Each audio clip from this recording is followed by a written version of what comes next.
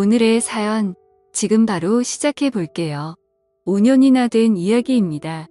그때는 뭐가 그리 싫었는지 결혼해보고 나니까 선배가 왜 그랬는지 이제는 충분히 이해가 가고 넝쿨째 굴러온 행운을 제가 스스로 쳐내려 버린 게 아닌가 하는 생각이 듭니다.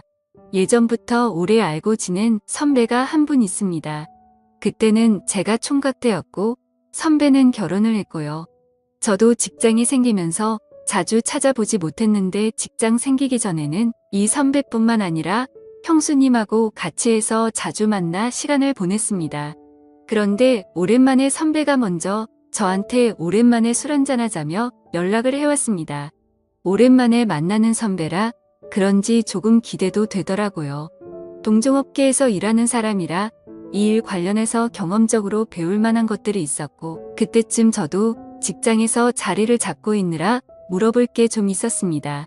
약속 장소에 도착하니 선배는 형수님하고 같이 자리에 있더군요. 형수님하고도 잘 아는 사이다 보니 불편할 게 없었습니다.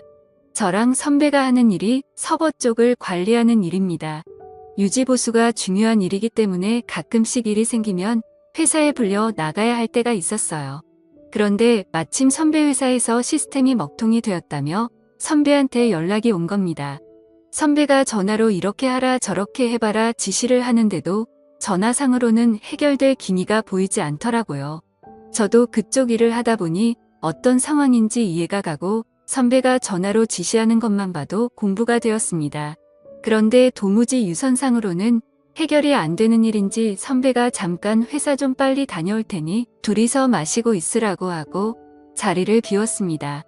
형수님하고는 이미 잘 아는 사이였지만 막상 둘만 있게 되니 뻘쭘했습니다. 단둘이는 있어 본 적이 없거든요. 형수님은 약간 범접하기 힘든 포스를 가진 분이었습니다. 저랑 동갑이기는 했지만 전혀 다른 세계에 사는 사람 같았거든요. 공부도 잘했고 해외에서 석사 학위까지 받아온 사람이었어요. 배운 여자에다가 세상에 힘든 일이라고는 한 번도 안 해봤을 것 같은 곱상한 외모를 지니고 있었습니다. 내조를 잘 아는 타입이라 제가 선배하고 자주 만날 적에도 항상 자리를 지키며 있었어요. 술도 입에 잘 대지를 않았었습니다. 저랑 선배는 한 번 마시면 끝장을 보는 성격이라 밖에서 마실 땐 형수님이 항상 정신을 차리고 있거나 선배 집에서 술을 마신다면 선배 재우고 저도 방에 자리를 깔아준 뒤에 뒷정리까지 깔끔히 마무리 짓고 잠에 들거나 하던 사람이었거든요. 현모양처가 있다면 형수님을 두고 하는 말인 것 같았습니다.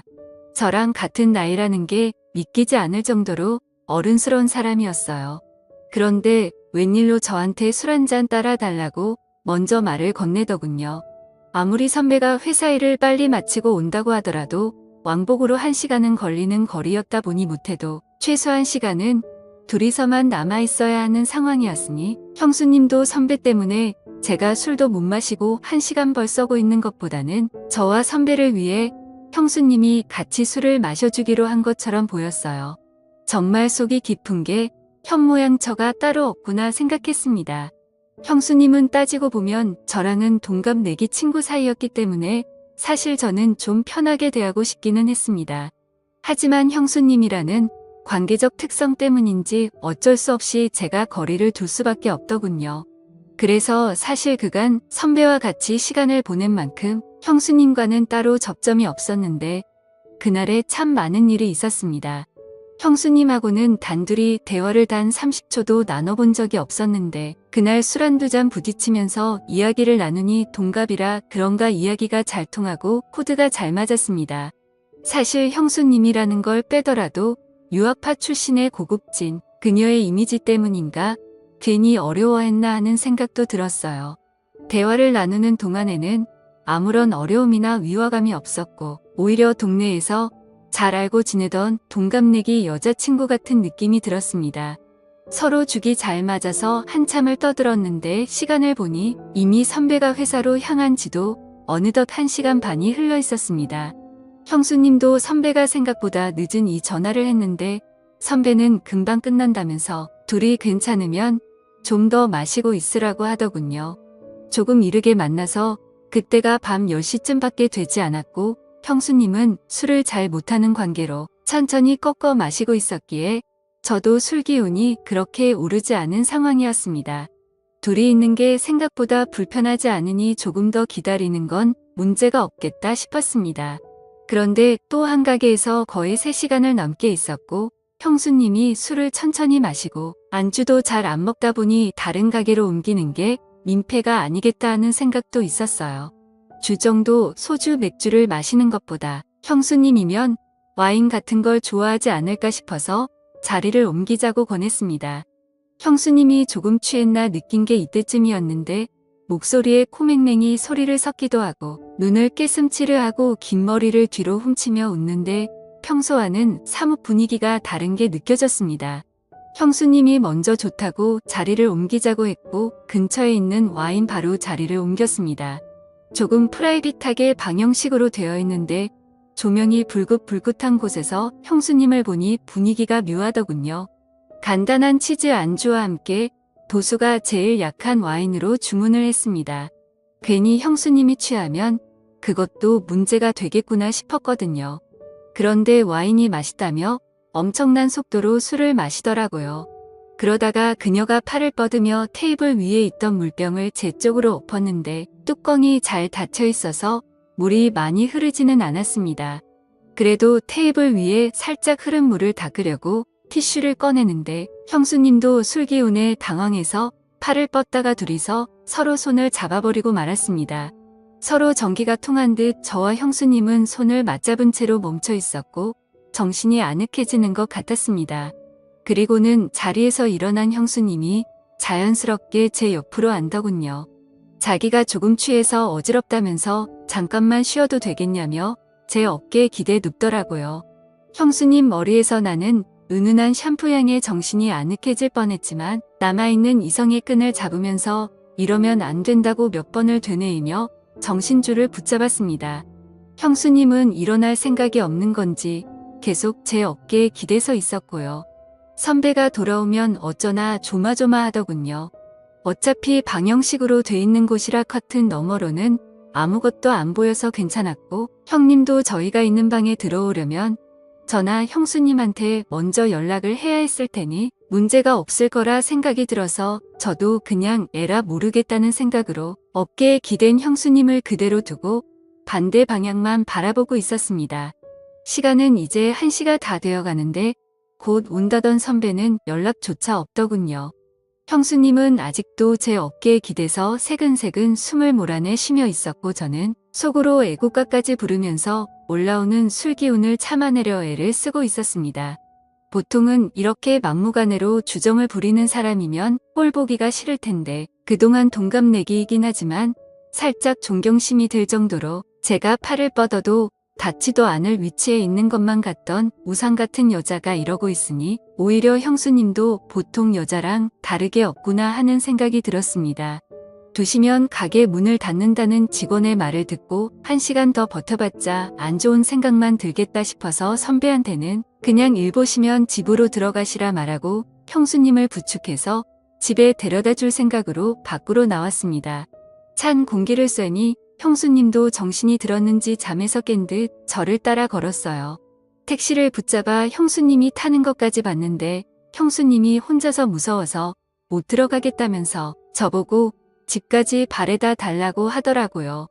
여태 흐트러진 모습 한 번 보인 적 없던 형수님이 제 앞에서 코맹맹이 애교 섞인 목소리로 땡깡을 부리니 저도 남자라 그런가 그 상황에서 형수님을 두고 떠날 수가 없었습니다. 뒷좌석에 나란히 앉아서 가는데 중간에 일부러 자리를 비우고 앉아 있었는데 형수님이 머리가 아파서 옆으로 제 다리를 베고 눕더라고요. 왜 이렇게 빈틈을 보이는 건가 싶었는데 혹시 일부러 일어나 형수님이 나한테 관심이 있는 건가 이런 생각까지 들었습니다. 저도 일단 남자였으니 말입니다. 선배 집 근처에 도착해서 택시에서 내렸습니다. 기사님한테 잠시만 기다려달라 말하고 형수님을 아파트 현관까지 바래다 줬어요. 그런데 형수님이 갑자기 술이 좀 깨고 싶다면서 저보고 잠깐 아파트 단지라도 한 바퀴 돌면 어떻겠냐고 하더라고요. 형수님이 제대로 걷지도 못하는데 어딜 가시냐고 실랑이를 하고 있는데 저를 기다리던 택시가 시간이 끌리니 짜증이 났는지 경적 몇 번 울리더니 가버렸습니다. 그래서 그냥 형수님을 저대로 뒀다간 동네 사람들 다 깰 때까지 땡깡을 부릴 것 같아서 형수님을 이끌고 엘리베이터에 타버렸습니다. 집에 도착하니 형수님이 여기까지 왔는데 방까지 좀 바래다 달라면서 어필을 하더군요. 안방까지 끌고 가니 자기가 지금 너무 어지럽다면서 외투를 벗는 것 좀 도와달라는 겁니다. 형수님 술이 너무 취하신 것 같은데요. 하고 제가 한 걸음 뒤로 물러서 저는 이만 가보겠다고 하고 제 갈 길을 가려고 하는데 침대에 눕혀놓은 형수님이 어느새 저한테 다가와 제 뒤를 끌어안았습니다. 선배한테 집으로 오라고 연락까지 해놓은 상태인데 선배는 분명히 집으로 돌아올 테고 그 상황이 두렵고 불편하기만 했습니다. 하지만 이 상황은 피해가지는 못할 것 같고 형수님 또한 내 생각에는 제정신이 아닌 것 같은 상황이고 대충 장단만 맞춰주다가 잠에 들면 이 자리를 재빨리 빠져나와야겠다는 생각을 했습니다. 자꾸만 불을 켜고 오라고 하는 걸 눈뜨고 볼 수가 없어서 불 꺼진 상태로 형수님을 도와줬습니다. 어두컴컴한 방 안에서 달빛 같은 옅은 조명 때문에 오히려 불이 환한 것보다 더하다는 느낌이 들었습니다. 그때는 정말 저도 더는 참을 수가 없겠더라고요. 그래서 형수님을 확 밀치고 저는 가보겠다고 하고 후다닥 도망 나왔습니다.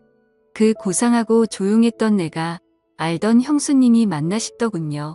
엘리베이터가 꼭대기층에 가 있어서 한참을 기다렸는데 혹시나 형수님이 따라 나오지는 않을까 콩닥콩닥 심장이 뛰더라고요. 평소에 형수님을 현모양 저의 표본이다. 나도 결혼하면 저런 사람과 결혼을 하고 싶다 하는 생각도 갖고 있을 정도로 흠모하던 사람이었으니 한편으로는 이대로 끝내지도 않고 가버리는 게 아쉽다는 생각도 들었습니다. 하지만 선배를 하루 이틀 보고 말 사람이 아닌데 어떻게 그러냐 싶어서 엘리베이터를 기다리면서도 자꾸 고개가 뒤로 돌아가더군요. 아파트를 나서면서도 혹시나 선배가 돌아오지는 않았을까 두리번대면서 나왔습니다.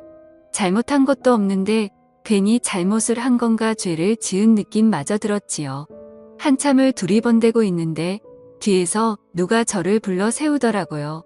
너 뭐하냐 하면서 저를 부르는 선배였습니다. 심장이 멈춰버리는 줄 알았지요. 연락도 없길래 오늘 회사에서 밤을 새고 오는 줄로만 알았는데 말입니다. 제가 괜히 눈치가 보여서 시간을 지체하기는 했지만 두리번거리면서 선배의 차가 있나 확인하는 동안 아파트로 들어오는 차는 한 대도 없었거든요. 그런데 어떻게 선배가 여기서 저를 불러 세우는 건지 싶던 찰나에 선배가 저한테 왜 한참 좋다가 그냥 가는 거냐고 하면서 무슨 문제가 있냐고 묻더군요. 그때까지만 해도 선배가 무슨 말을 하는지 몰랐습니다. 올라가서 이야기를 하자고 하기에 선배를 따라 다시 집으로 들어갔는데 술에 취해서 비틀비틀 거리던 형수님도 다 연기였던 게 다시 제가 알던 고상하고 말수적은 다가가기 힘든 형수님의 모습으로 있더군요. 저는 그때까지만 해도 무슨 상황인지 몰라서 선배가 돌아와서 아무 일도 없는 척 연기를 하고 있는 거라고 생각했습니다. 하지만 선배는 저한테 충격적인 이야기를 꺼내더군요. 너는 아직 결혼을 안 해봐서 모를 거라고 말하면서요. 사람이 매일 똑같은 밥만 먹으면 질리지 않겠느냐면서 가끔은 양식도 먹고 중식도 먹고 하는 게 그 이유인 건 알고 있지 않느냐고 설명을 하더니 결혼한 사람들도 똑같다는 겁니다. 가끔씩이지만 이런 상황도 필요하다고요. 형수님이 저를 그동안 동갑내기이기도 하고 특별하게 봐온 게 있어서 말한 건데 제가 이렇게 정직한 사람인 줄은 몰랐다는 겁니다. 그때까지만 해도 저는 선배가 무슨 말을 하는지 이해를 못하고 있었는데 단도직입적으로 설명하자면 선배와 형수님은 결혼한 지도 오래되었고 하니 평범한 일상들이 흥미가 떨어진 상황이었다고 합니다. 그렇다고 아무나 집으로 부르자니 왠지 보안 문제도 있고 어떤 사람이 올지도 모르는데 그렇게까지는 하고 싶지가 않았다네요. 그러던 와중에 형수님이 저를 먼저 지목을 했고 선배도 제가 한참 때 네 이걸 이래저래 설명하는 것보다 아무것도 모르는 상황에 제가 정말 아까 전의 상황에서 자연스럽게 넘어가는 게 더 재미있겠다는 생각이 들었다는 겁니다. 이미 두 사람은 이렇게 될 걸 계획을 하고 있던 거고 회사 일이며 전부 다 거짓부렁이었던 겁니다. 전공법으로는 안 될 것 같으니 차라리 상황을 이야기해주고 아까 하던 걸 마저 하라는 겁니다. 제가 어이가 없어서 이건 해도 너무한 거 아니냐며 자리를 박차고 일어섰지요. 그러니 선배는 내 와이프 자존심에 상처를 준 거다 어쩐다 하면서 화를 내기 시작했어요. 저도 언젠가는 이런 날이 오게 될 거고 그때가 돼서 연락하기만 해보라고 후회하지 말라고 하는 겁니다. 두 사람이 짜고 이미 저를 가지고 장난을 쳤기에 기분이 엄청 나빴습니다.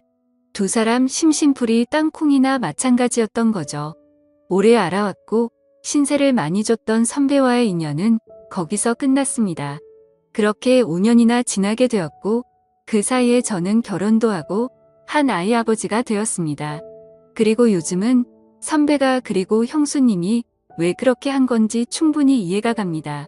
그때는 제가 정말 그 어떤 유혹에도 넘어가지 않는 자랑스러운 사람이라고 생각했는데 선배와 똑같은 처지에 놓이고 나니 저도 모르게 일탈을 꿈꾸게 되더군요. 이제는 이해가 됩니다. 그리고 그때 아무 행동도 하지 못했던 제가 다 부끄럽고 바보 같다는 생각이 드네요. 오늘의 사연은 여기까지입니다. 긴 사연 끝까지 들어주셔서 감사합니다.